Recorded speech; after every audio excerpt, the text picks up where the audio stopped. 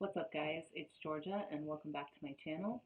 And today we're going to be talking about contingencies. So, contingencies are a super fun topic, which I end up discussing quite often in my line of work.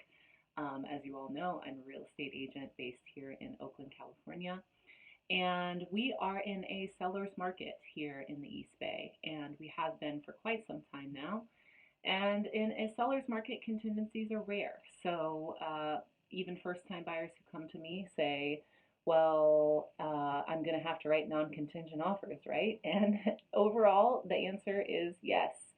There are instances in which you will use contingencies, but whether you do use them or you don't use them, it's still important to know how they work and how they are designed to benefit you as the buyer.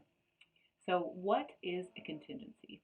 A contingency is a default setting that is written into the purchase agreement, which is the paper instrument that we use to present an offer to any seller. And they are written in as a default to protect the buyer in the event that they want to cancel the contract. And this gives the buyer the power to either negotiate a certain aspect of the contract based on which contingency it is, or to cancel the agreement entirely and receive their earnest money deposit back. So what is an earnest money deposit, or also sometimes called a good faith deposit?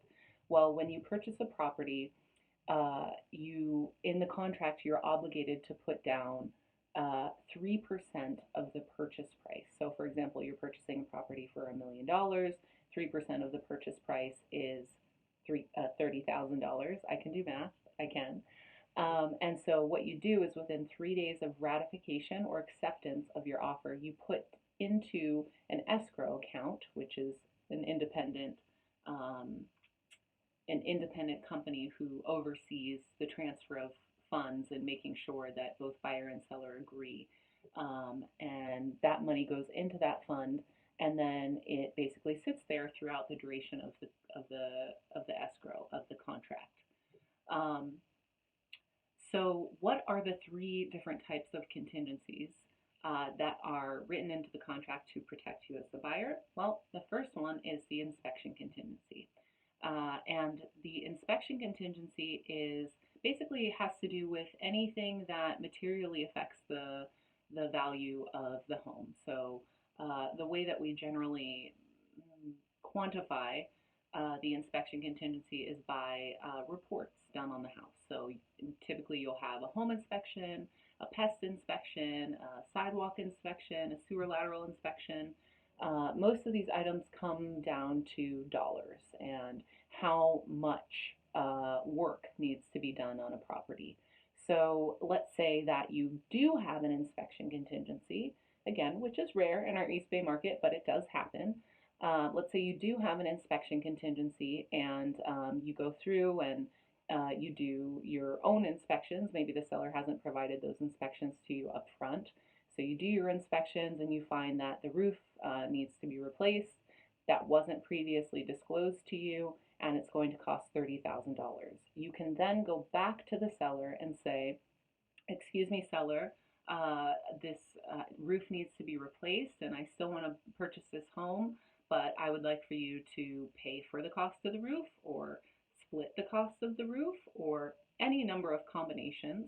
Maybe reduce the purchase price by the amount of the cost of the roof, and then the seller has the right to counter that offer, accept that offer, or say, no, sorry, I don't really feel like doing that work. So depending on what the seller responds, as a buyer, then you have the opportunity to accept what they've said, counter what they've said, or cancel the contract and get your earnest money deposit back. So I hope you're kind of starting to see how the contingency works to protect that earnest money deposit and give you, the buyer, the freedom to do whatever it is that that specified contingency has laid out. So that's the inspection contingency. The second one is the appraisal contingency, and this applies anytime you are purchasing a property with a loan. So, for example, Let's say you purchasing, again, we'll use $1 million. It's a nice round number. So let's say you're purchasing a property for $1 million, and the bank wants to verify that the value of the house is actually $1 million. So what they do is they send out an independent third party to appraise the property, and they go in there, take pictures, make sure there's no health and safety violations, and then they send a report to the lender and say, okay, lender, yeah, we think this property is worth, $1 million, and so everything will go through smoothly. So in that case, you don't really need to use your appraisal contingency. You would just remove it because everything worked out in your favor. But let's take the example of your property doesn't appraise for $1 million. The property that you're in contract on doesn't appraise for $1 million. It appraises for 950,000. Well, now you have a delta of $50,000. And as the buyer, typically a lender is only willing to give 80% of the value of a loan to you as the buyer. So you have to make up that delta. So if you have an appraisal contingency, you can go back to the seller and say, excuse me, seller, there's a delta of $50,000 here. Can you meet me halfway? Can you reduce the purchase price to $50,000? What kind of options do we have here? Seller will respond, and based on their response, again, you can counter that. You can accept what they come back with, or you can cancel and receive your earnest money deposit back. So we're kind of getting into a pattern here of how these contingencies work. So that was the appraisal contingency. And now the third contingency is the loan contingency. And the loan contingency is less of a negotiating contingency. It's more of a yes or no. And that yes or no has to do with if you're purchasing a property with a loan, you need to know either yes, you can get the loan, or no, you can't get the loan. So if you can get the loan, then you didn't really need to use that contingency, but it did, give you some safety there.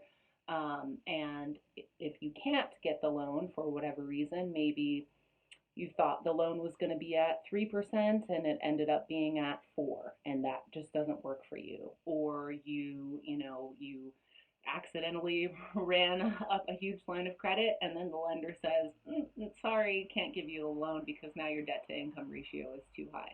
Whatever reason that may be, it's more of a yes or no. And that is the loan contingency. Can I get the loan or can I not? Now, there's one more contingency that is not written into the contract as a default, and that is the sale of buyer's property contingency. So, for example, if I'm a buyer and I have a home in Palm Springs that I would like to sell, but I want to move to Oakland and purchase a property here, then I could write in to my offer for a house in Oakland saying, dear, seller, I have this home in Palm Springs that I'm selling. I'm putting it on the market next week, and my real estate agent there thinks it's going to take 30 days to sell. So that 30 days plus another 15 for this escrow, or the time period for this property to close, and I can close in 45 days. I just have to sell this other house. So that, in that sense, that contingency protects you, because if you aren't able to sell, if I'm not able to sell my house in Palm Springs, then I need to cancel the contract of this home in Oakland, then I can do that and I can get my deposit back.